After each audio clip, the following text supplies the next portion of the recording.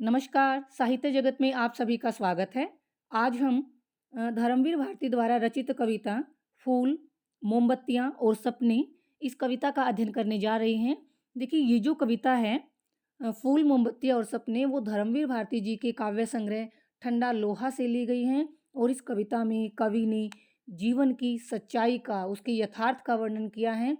कवि कहता है कि जीवन में सुख-दुःख, आशा-निराशाएँ, भय ये सभी जीवन में एक साथ आती हैं और यही जीवन की नियति है, यही जीवन का सत्य है।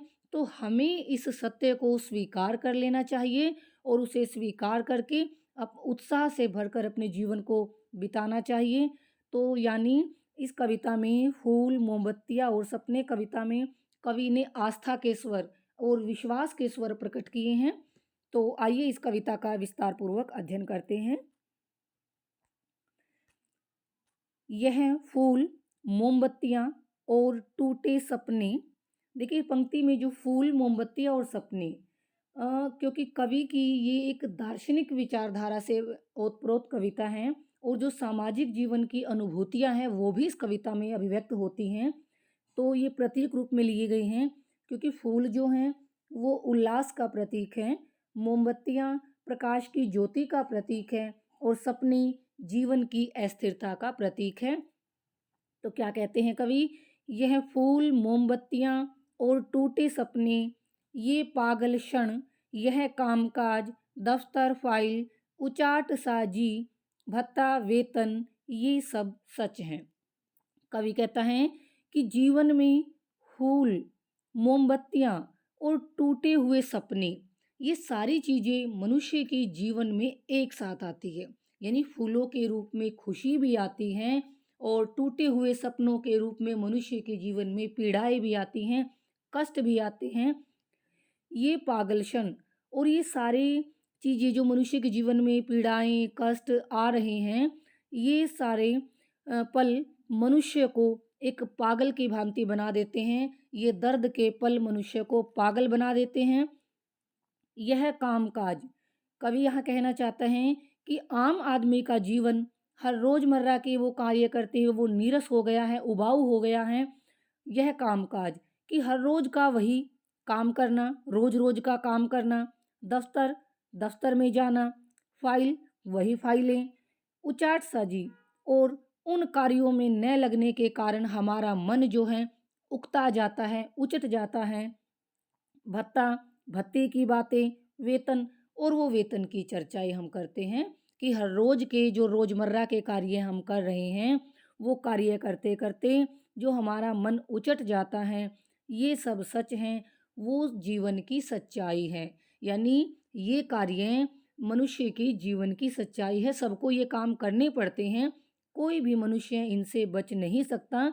इसीलिए हमें इनसे उबाऊ ये अपने आप को नहीं बनाना चाहिए, नीरस अपने जीवन को नहीं बनाना चाहिए, बल्कि उत्साह में भरकर अपने जीवन को इन्हीं के साथ बिताना चाहिए। आगे कवि कहते हैं, इनमें से रत्ती भर न किसी से कोई कम। कवि कहता है कि जीवन में जो ये उबाऊपन आ गया है, जीवन का जो सत्य कवि ने बताया है, इसमें रत्ती भर भी यानी थोड़ा-सा भी किसी से कोई कम नहीं है। यानी ये सारी बातें इनमें से किसी का महत्व थोड़ा-सा भी किसी से कम नहीं है। सब जो हैं समान रूप से जीवन में महत्वपूर्ण हैं। अंधी गलियों में पथभ्रष्टों के गलत कदम। अंधी कि जैसे अंधेरे से भरी हुई गलियों में पथभ्रष्ट रास्ता भटके हुए लोगों के गलत कदम। अंधेरे से भरी हुई गलियों में रास्ता भटके हुए लोगों के गलत कदम या चंदा की छाया में भर भर आने वाली आंखें नम, या फिर चांदनी से भरे हुए आकाश के नीचे, चंदा की छाया में चंद्रमा की चांदनी से भरे हुए आकाश के नीचे अ, आंसुओं से आने वाली आंखें न मतलब आंसुओं से भरी हुई आंखें, चंद्रमा की छाया में या चंद्रमा के प्रकाश से भरे हुए आकाश के नीचे आंसुओं से भरी हुई आंखें। बच्चों की सी दूधिया हंसी, दूधिया मतलब दूध जैसी सफ़ेद उज्जवल, जिसको हम कहेंगे छल कपट से रहित, बच्चों की निष्कपट छल कपट से रहित दूध जैसी कोमल हंसी, या फिर मन की लहरों पर, मन की मौज बहारों पर उतराते हुए कफन, या फिर मन की लहरों पर या मन की मौज बहारों पर तैरते हुए या प्रकट होते हुए कफन हो, यानी दुख हो, ये सब सच हैं। ये सारी चीज़ें यानी जो ये दुख हैं या सुख के पल हैं, ये सब के सब सच हैं, ये जीवन की सच्चाई हैं और इनको हमें भोगना ही पड़ेगा, इनको हमें सहन करना ही पड़ेगा। आगे देखिए, जीवन है कुछ इतना विराट, इतना व्यापक, उसमें है सबके लिए जगह, सबका महत्व। अब कवि क्या कहना चाहता है कि मनुष्य का जो जीवन है वो विराट, बहुत बड़ा है, विशाल है, व्यापक, चारों ओर फैला हुआ, विस्तृत, कि मनुष्य का जीवन जो है वो विस्तृत है और बहुत बड़ा है, उसमें है सबके लिए जगह, और उस जीवन में सभी के लिए स्थान है, सभी के लिए उसमें जगह है, सबका महत्व, सभी उसमें अपना अपना अलग महत्व रखते हैं, सभी के लिए उस जीवन में जगह है और सभी का समान महत्व है, यानी दुख सुख जो है वो समान रूप से भोगते हैं हम, सुख भी आते हैं, दुखों को भी भोगते हैं, तो सबके लिए उसमें जगह है और सभी का उसमें समान महत्व है। ओ मेजों की कोरों पर माथा रख रख कर रोने वाले। अब कवि कहता है कि मेजों की किनारों पर, कोर किनारों पर, कि मेज की किनारों पर माथा रख कर रोने वाले मनुष्य हैं, यानी ऐसे मनुष्य हैं जो जीवन से निराश और हताश हो गए हैं, उनको कहा है कवि ने कि मेज के किनारों पर माथा रख कर रोने वाले, यानी अर्थात जीवन से निराश हुए मनुष्यों, यह दर्द तुम्हारा नहीं, सिर्फ यह सबका है, कि जो ये दर्द तुम सहन कर रहे हो, जो तुम्हें अपने जीवन में दुख लग रहे हैं, ये दुख यानी तुम अकेले दुखी नहीं हो, तुम अकेले वो मनुष्य नहीं हो जो जीवन में ये दुख झेल रहे हो, यह सबका है। ये दुख दर्द जो हैं वो सभी मनुष्य झेल रहे हैं, सभी के जीवन में ये दुख हैं, तुम अकेले ही नहीं हो कि तुम्हें दुख मिले हैं, सभी मनुष्य इसको सहन करते हैं, इसीलिए तुम जो है इन दुखों को देखकर घबराओ नहीं, तुम्हें निराश नहीं होना चाहिए। सबने पाया है प्यार, सभी ने खोया है। अब आगे कवि कहना चाहता है कि दुख और सुख जो हैं मनुष्य के जीवन में आते रहते हैं, वो जीवन की नियति है।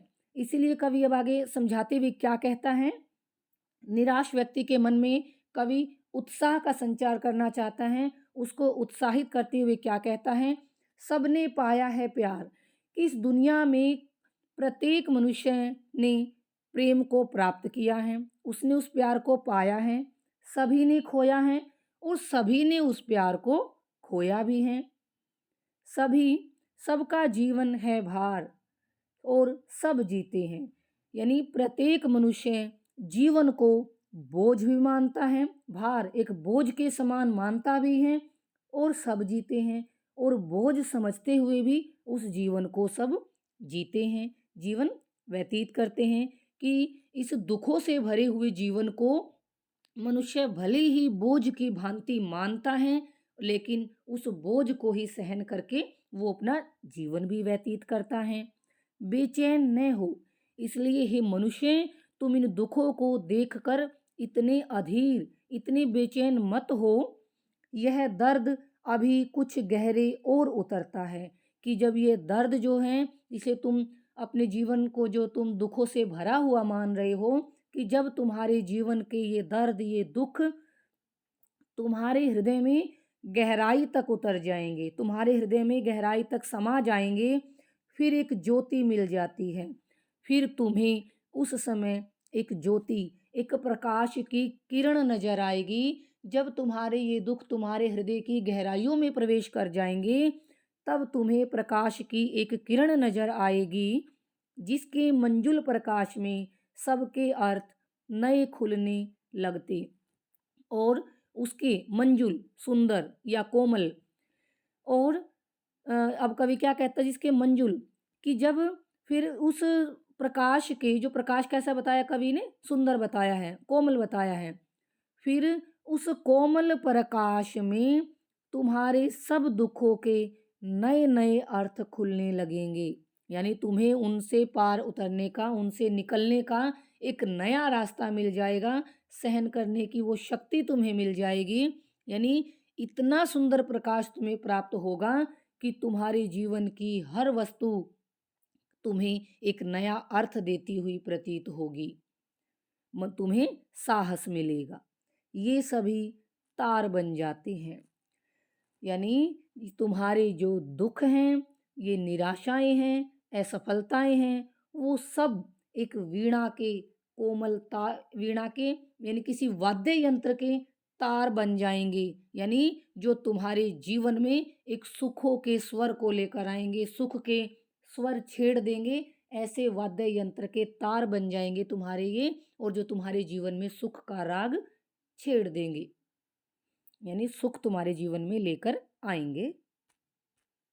अगले पहरे में देखिए, कोई अनजान अंगुलियां इन पर तैर तैर सब में संगीत जगा देती अपने अपने।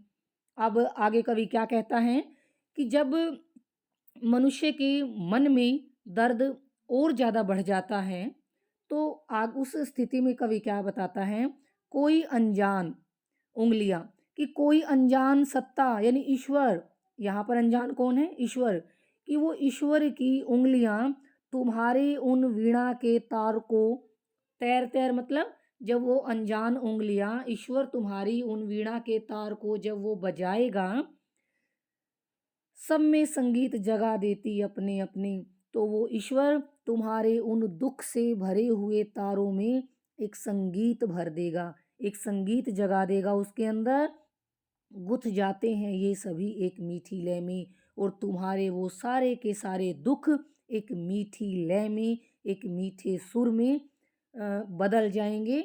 यानी कि जब वो अनजान जिसे तुम मान रहे हो, वो ईश्वर की उंगलियां जब उन वीणा के तारों पर पड़ेंगी, वो वीणा बजाएगा ईश्वर, तो प्रत्येक चीज में वो एक अलग ही संगीत भर देंगी, वो संगीत जगा देंगी उन तारों में, और तुम्हारे सारे के सारे जो दुख हैं वो एक मीठी धुन में, एक मीठे सुर में बदल जाएंगे। यानी तुम्हारे सारे दुख जो हैं वो तुम्हें सुख देने लग जाएंगे। यह कामकाज, संघर्ष, विरस, कड़वी बातें, ये फूल, मोमबत्तियां और टूटे सपने। अब क्या कहते हैं कवि, कि ये जो तुम्हारा प्रतिदिन का कामकाज है, ये जीवन का संघर्ष है। विरस मतलब रस से रहित, नीरस कहेंगे, ये नीरस, ये कड़वी बातें, कि ये प्रतिदिन का कामकाज, ये संघर्ष, ये नीरस कड़वी बातें, ये फूल, ये मोमबत्तियां और ये टूटे हुए सपने, ये सब के सब तुम्हें जीवन में एक नया अर्थ प्रदान करेंगी। तुम उनसे दुखी होने की बजाय तुम्हें उनका कोई एक नया अर्थ समझने को मिलेगा, जब वो अनजान ईश्वर तुम्हारे प्रत्येक दुख में एक सुख बनकर आ जाएंगे। आगे देखिए, यह दर्द विराट जिंदगी में होगा परिणत। परिणत होता है बदल जाना। है तुम्हें निराशा, फिर तुम पाओगे ताकत।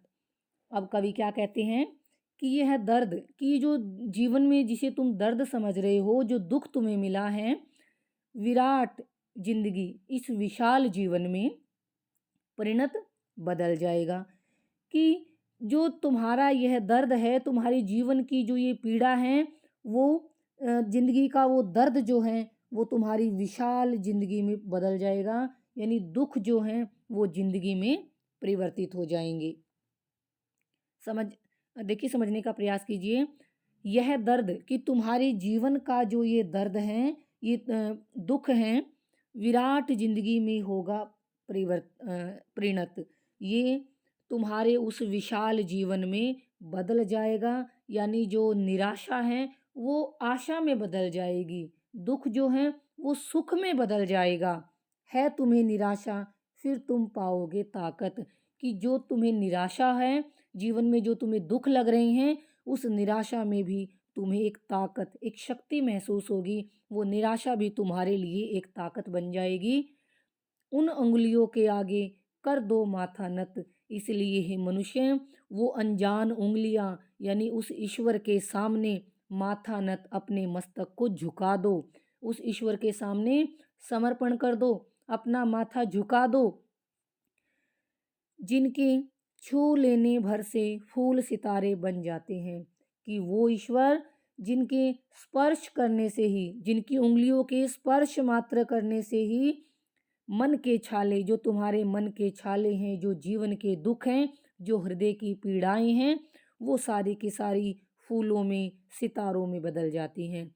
उन ईश्वर के हाथों का स्पर्श पाकर तुम्हारे मन के छाले, तुम्हारे हृदय की पीड़ाएं फूल बन जाती हैं, चांद सितारों में बदल जाती हैं।